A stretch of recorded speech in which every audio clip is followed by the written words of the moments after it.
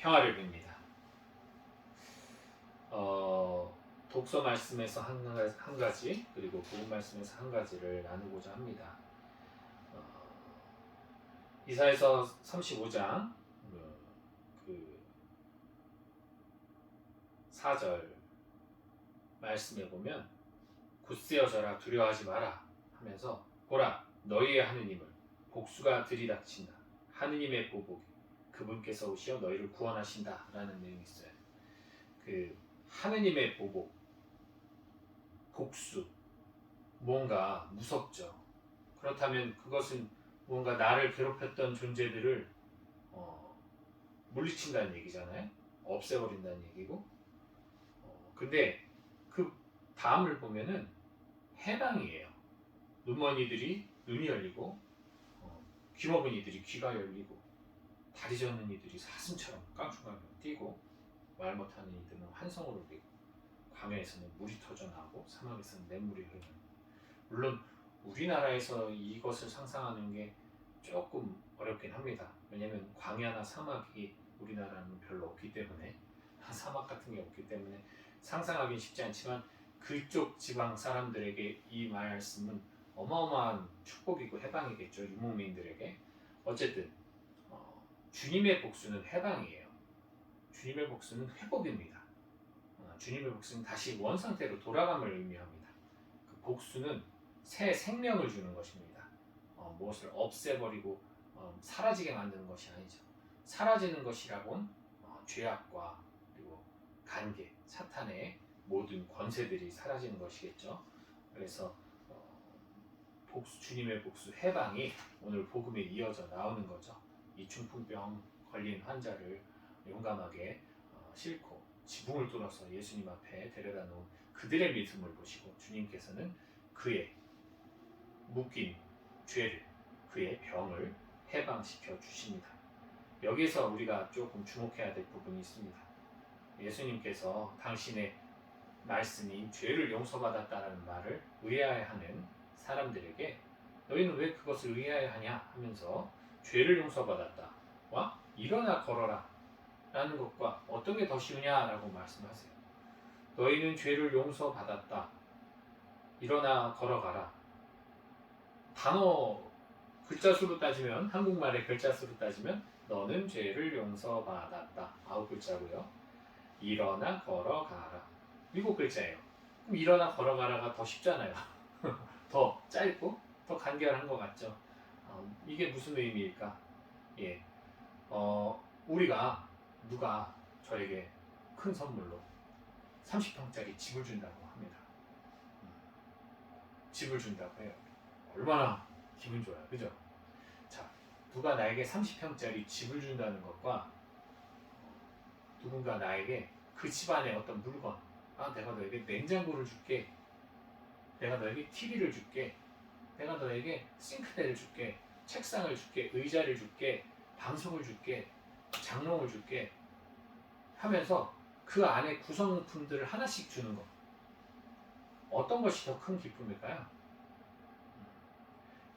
너에게 집을 사주마 라고 하는 것과 너에게 집 안에 구성품 중에 하나인 냉장고든 TV든 어떤 하나를 주마, 받아들인 사람에게 있어서 당연히 30평짜리 집을 준다는 것이 훨씬 더 기쁘고 훨씬 더 굉장하게 느껴지겠죠. 당연하죠. 뭐 가격도 가격이거니와 집이 있으면 그 안에서 내가 즐겁게 기쁘게 즐거운 마음으로 하나씩 그 집을 꾸며가고 채워가는 그 즐거움을 누릴 수가 있잖아요. 근데 집이 없는 나에게 냉장고를 주고 TV를 주고 그러다 보면 물론 그렇게 해서 하나하나 쌓아서 나중에 집을 잃을 만큼의 세간살이를 마련하고 그리고 마지막으로 집이 주어진다면 그것도 결국은 나의 집이 생기는 거긴 하지만 그렇게 힘들게 채워가다가 결국 마지막에 가서야 그 세간살이를 들고 살 수 있는 집을 차지하는 것과 집이 먼저 거저 주어진 후에 그 안에서 내가 작은 노력으로 하나하나 세간살이를 채워가는 것, 어떤 게 더 쉬운가요? 당연하죠. 우선 집이 있어야 거기에 맞는 물건들을 채워가겠죠. 마찬가지입니다. 너는 죄를 용서받았다는 훨씬 넓은 개념이에요. 우리 병은 나았다가 다시 걸릴 수 있습니다. 우리 죄도 마찬가지죠. 주님께 근본적으로 용서를 받았지만 끊임없이 우린 작은 죄를 지어가면서 살고 있어요. 그러나 우리가 근본적으로 큰 죄를 용서받았기 때문에, 죄라는 그 자체를 용서받았기 때문에 그 작은 죄에 대해서 우리가 기쁜 마음으로 회개하며 앞으로 나아갈 수가 있는 거죠. 하지만 내가 오늘의 하나의 죄를 용서받고, 그래서 겨우 오늘 이렇게 죄를 면했는데 다음날 또 죄를 지면 또 용서받고 또 용서받고 또 용서받고, 그것을 끊임없이 반복한다면 그것이 말로 얼마나 피곤한 일이고, 얼마나 우리는 그 죄의 그 굴레에서 매일매일 고통을 받겠습니까?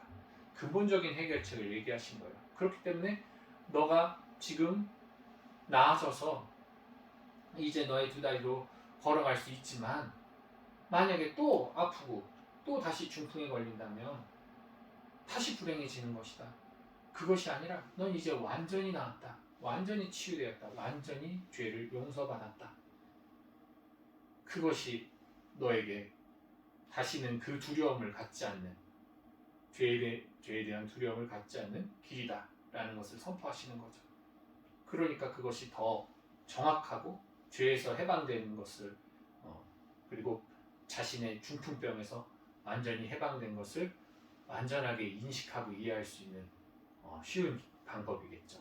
너의 죄를 용서받았다가. 그래서 그것을 항상 기억하도록 주님께서는 중풍병 환자에게 자신의 침상을 들고 돌아가도록 지시하십니다. 당신이 완전하게 죄를 용서하셨음을 늘 침상을 보며 기억하기를 바라시는 그분의 마음이겠죠.